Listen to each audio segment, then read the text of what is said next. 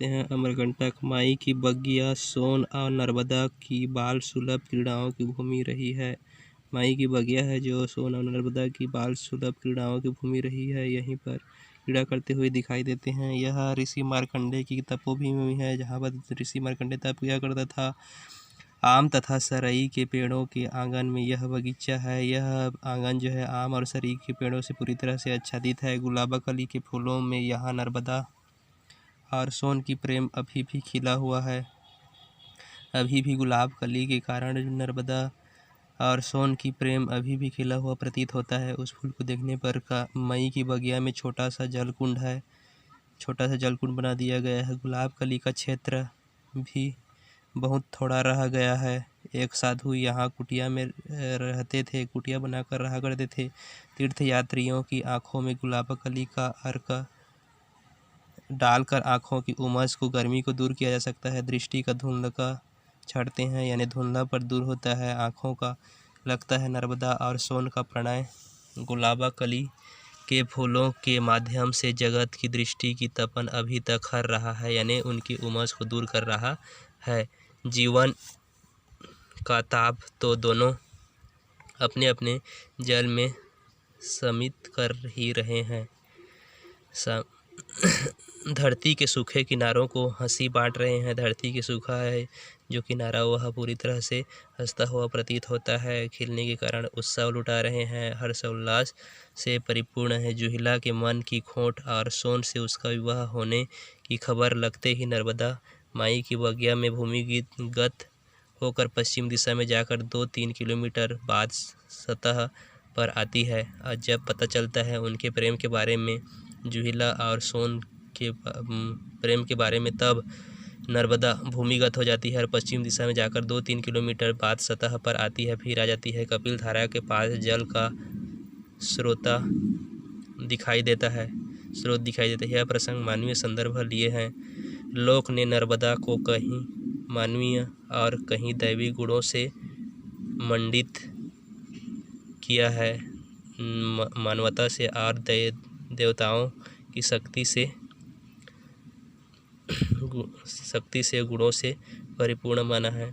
यह लोक की मानवीय दृष्टि है, मानवता की दृष्टि है। व्यवहार्य प्रकृति का फैलाव का सुफल है, परंतु तटस्थ रूप से स्पष्टता रूप से देखने पर भी अनुमान लगाया जा सकता है कि माई की बगिया से पुराने समय में जल स्रोत बहता रहा होगा, यानी पहले से ही यहाँ जल बहता रहा होगा, ऐसा लगता है। वह जल धारा ही वर्तमान नर्मदा कुंड तक आती होगी।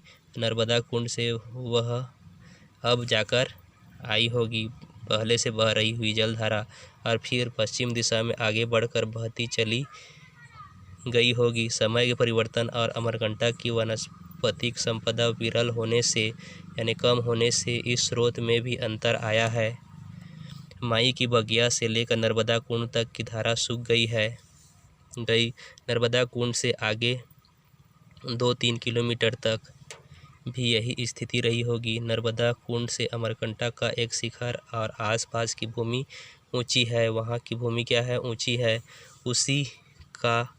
उसी का जल निरंतर नर्मदा कुंड में आता है। अमरकंटक ने अपनी आत्मा से नर्मदा को जन्म दिया है। ऐसा लगता है अमरकंटक ने ही अपनी आत्मा से नर्मदा को जन्म दिया है। उसके प्राणों के रस से नर्मदा में अनादिकाल लंबे समय पूर्व से पहले ही प्रलय काल से जल जीवन निश्रित हो रहा है। अमरकंटक ने नर्मदा को जन्म देकर भारत को एक वरदान दिया है और वह अनादिकाल से निरंतर प्रवाहित हो रही है। यह अमरेश्वर शिव की अमरकंटक के माध्यम से धरती में मिली है। ऐसा प्रतीत होता है कि अमरेश्वर शिव की कंठ से ही नर्मदा निकली है और शिव कन्या नर्मदा जल के रूप में अमृत धार है। सोनमुड़ा सोन का उद्गम स्थल है। यहाँ भी एक छोटा सा पक्का कुंड बना दिया गया है, सीमेंट कंक्रीटिंग करके।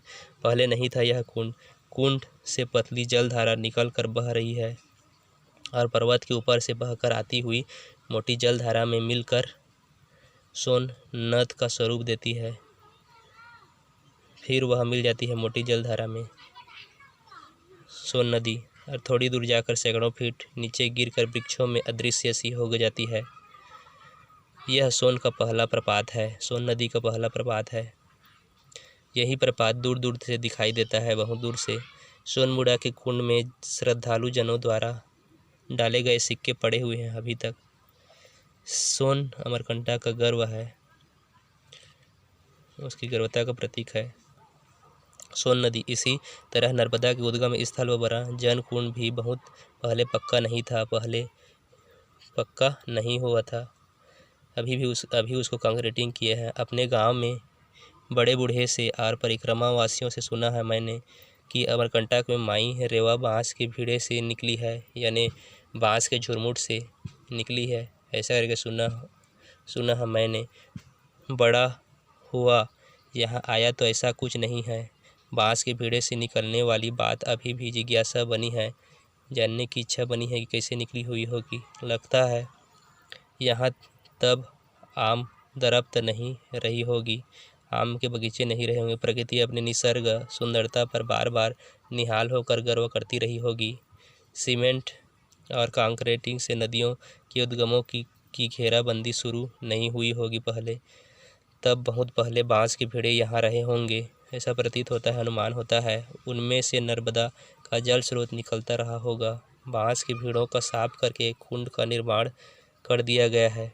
प्राकृतिक स्थितियों के बदलने और बाँस वनों के कटने से बाँस का भीड़ा पूरी तरह से समाप्त हो गया होगा। जो भी हो, अमरकंटक के घर जन्म लेकर नर्मदा ने सृष्टि संसार को सोहर गाने का अवसर जरूर दिया है, यानी अच्छे गीत गाने का अवसर जरूर दिया है, और अच्छा दिन भी आया है लोगों के लिए। नर्मदा जीवन उत्सव का चरम और अमर फल है, अमरता का प्रतीक है। नर्मदा कुंड से लगभग 6 किलोमीटर दूर कपिल ऋषि की तपोभूमि है। नर्मदा यहाँ लगभग 150 फीट ऊपर से गिरती है। कपिल ऋषि की तपस्या भूमि से वहाँ पर कुंड है कपिल धारा, वहीं पर सिक्के 150 किलोमीटर फीट से नर्मदा ऊपर से नीचे गिरती है।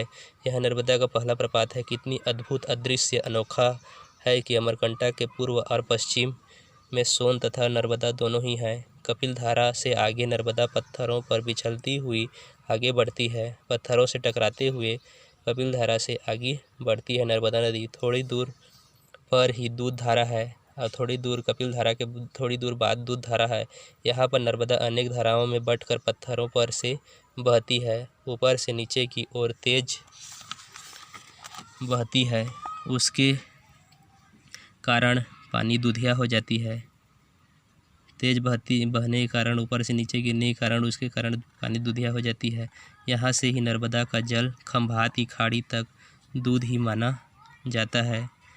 खंभात की खाड़ी तक जाते जाते जनमानस यानी जनताओं के सोचने पर नर्मदा को माँ मानता है, यानी जनता लोग नर्मदा को माँ मानते हैं और उसके पानी को दूध की तरह पीकर ही पोषित और जीवित हैं। दूध धारा के पानी को पीते हैं, उसी से उनका पालन पोषण होता है और जीवित हैं अभी भी वहाँ की जनता। दूध धारा के बाद निर्जन और सघन वन प्रांत से नर्मदा की यात्रा आरंभ होती है। वहीं से ही नर्मदा की यात्रा प्रारंभ होती है।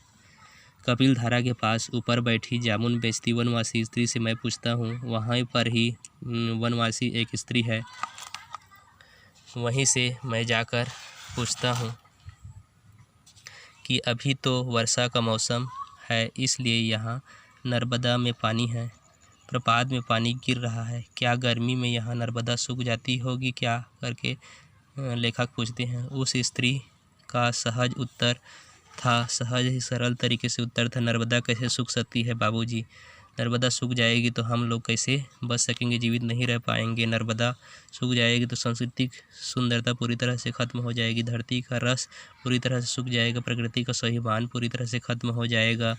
नर्मदा अनवरत और अविराम प्रवाहमान है, निरंतर प्रवाहित है, इसलिए संस्कृति आज भी जीवित है। मनुष्य गतिमय है, निरंतर प्रवासशील है, लेकिन कपिल धारा के पास के आकाश मार्ग से तार तक लटक लटक कर ट्रालियों में अमरकंटक से खनिज एल्यूमिनियम बाल को जा रहा है। उसी पर एक रेलवे डिब्बा जैसा लगा हुआ है तार पर, उसी से वहाँ की एल्यूमिनियम जितने हैं उसको बाल को पहुँचाया जाता है, एल्यूमिनियम वस्तुओं को। अमरकंटक को खोखला किया जा रहा है पूरी तरह से। नर्मदा और सोन के उद्गम पर यह अविवेकपूर्ण और अंधा प्रहार है, निरंतर उस प्रहार किया जा रहा है। अमरकंटकी नर्मदा का यह क्षेत्र देवों और मनुजों, मिथकों, लोक कथाओं, ऋषियों और वर्तमान के रचनाकारों को अपने संदर्भों में समाये हुए हैं। कालिदास ने इसे आम्रकूट कहा है, आम का बगीचा कहा है।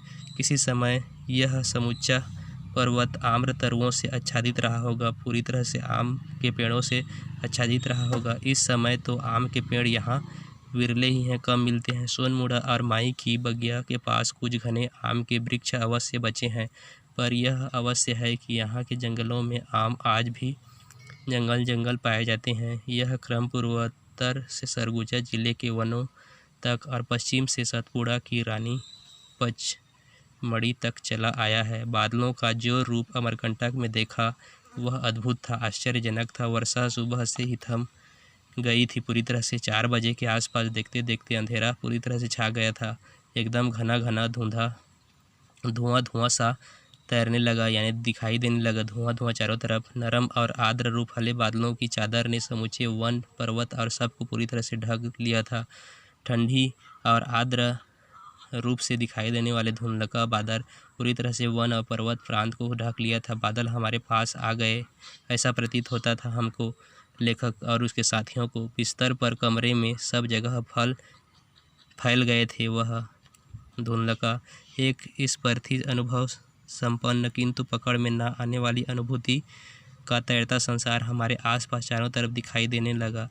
हम कमरों में, दलानों में होते हुए, बादलों में, समंदर में तैरते हुए धरती पर चल रहे थे ऐसा लग रहा था। लेखक और उसके साथियों को जीवन में ऐसा पारदर्शी और रोमिल बादल अनुभव पहली बार हम लोगों ने किया। घनश्याम हमारे पास थे लेकिन पकड़ से बाहर थे। घनश्याम श्री कृष्ण को कहा गया है, घनश्याम कहाँ, कब, किसकी पकड़ में सहज आप आए हैं, सरल रूप से आप आए हैं। सुबह होते ही मौसम साफ था, अमरकंटक साफ हो गया था। सुबह होते ही अमरकंटक स्नान कर निसर्ग यानी उसकी सुंदरता अभ्यर्थना में निरत सा खड़ा था। देखते हुए उसकी सुंदरता को वहीं पर स्नान करके खड़ा हुआ था लेखक। उसकी अंजुरी का जल नर्मदा बनकर बह रहा था, वह उजला दिखाई दे रहा था उसकी जल पवित्रता के कारण और साफ सुथरा के कारण। उसी को लेखक और उसके साथी लोग देख रहे थे।